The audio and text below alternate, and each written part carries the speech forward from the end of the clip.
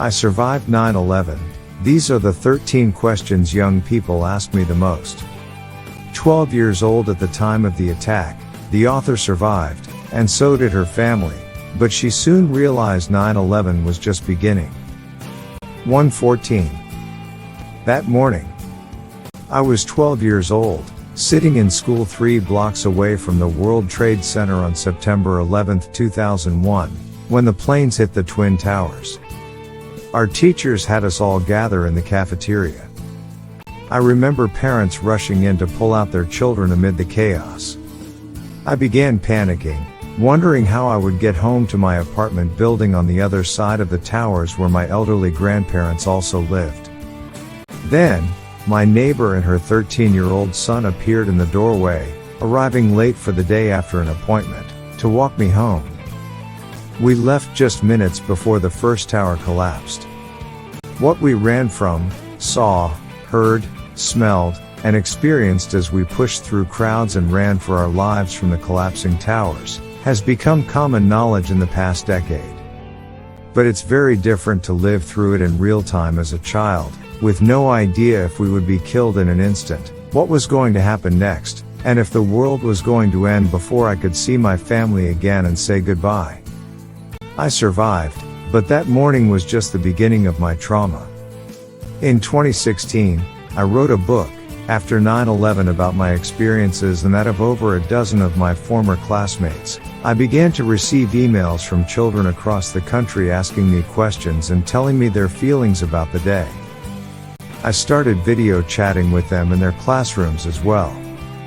These are the questions I'm asked most frequently, along with my heartfelt answers. 214. What was your first reaction when the plane hit the first tower? When the first plane hit and we felt the impact in our classroom, my first reaction was surprise, because I didn't know what was going on. That very quickly led to fear and panic as we did learn what happened, so I would say I was nervous, scared, and shocked. Those feelings amplified as I tried to walk home with my neighbors, and more surprising things happened. Like the police not letting us get home even though we told them we lived there, because they were told to direct everyone to go uptown and out of harm's way. 314. What happened to your classmates whose parents weren't able to come and get them?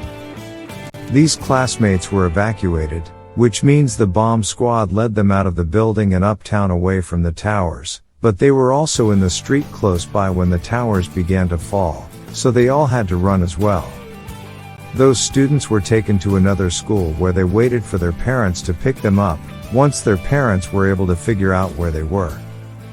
Some of the kids who lived in Battery Park or Tribeca lost their homes for about 6 months and had to live moving from hotel to hotel. 414. What did you feel when you knew all your family members were okay? After a night of anxious waiting, my dad finally made it home the next morning, covered in a thick film of debris, dust, and sweat. I was very relieved when I knew all of my family members were okay. I was very lucky because so many children could not say the same, which is very sad. To tell you the truth, I still worried about my family members even after I knew they were okay, because I was anxious about what would happen next and there were threats of additional attacks. Read these hope quotes to help get you through a tough time. 514. What happened the next day and in the days after? As days turned into weeks, we only had the food and medication my father helped coordinate from New York Downtown Hospital across the street. The National Guard posted up in our neighborhood, there were Humvees and rifles, and the sound of a plane sent me into a hysterical panic. People randomly ran down the street running and screaming and crying, and we kept hearing we might have to evacuate, that another building might fall, that more bomb threats were coming in. I wasn't sleeping, and when I did, I had nightmares and flashbacks, feeling like I was just waiting to die. While it seemed like the rest of New York City above Canal Street and the rest of the world resumed life as normal, everything had stopped in our neighborhood, including any cars, subways, or buses being allowed into the area. The power kept going in and out, debris was everywhere, phone lines worked erratically, All of the stores we'd normally go to for food or other necessities were closed down, and we didn't have school for 2 weeks. 6:14. How long did the haze from the smoke in Manhattan stay? The haze stayed in our neighborhood for a very, very long time. 6 months later, there was still debris in the air and black smog.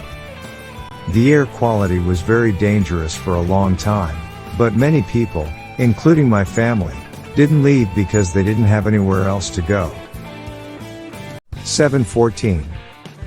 What would you tell people who have disorders because of 9/11 or other traumatic events? While certain people spoke publicly about how New Yorkers and Americans will not be changed or deterred, the aftermath is a very real thing, no matter how brave we all want to be.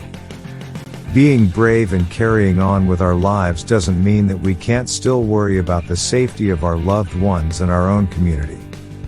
The symptoms of post-traumatic stress disorder, PTSD, can be complex, and they can sometimes take years, even decades, to surface.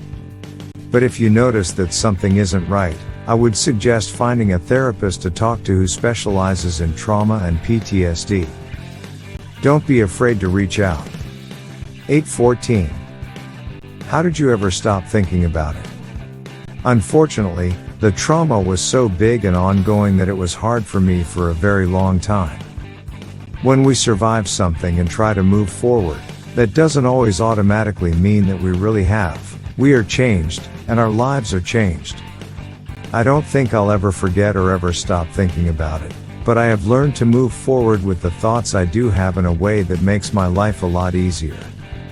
I have personally been able to get better and use my experience and to help other people, especially young people, and bring hopeful stories into the world when there is so much bad news. 9:14. I still do not understand why the terrorists would do such a horrible thing. Do you ever go back to that day and wonder why it happened? We do in fact know why, to some extent. The people behind the attacks did what they did. But that doesn't make it any less sad or scary.